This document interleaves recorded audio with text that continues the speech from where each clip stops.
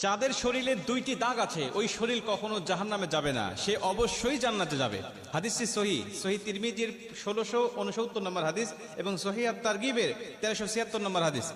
হযরত আবু উমামা রাদিয়াল্লাহু তাআলা আনহু হাদিসটা বর্ণনা করেছেন।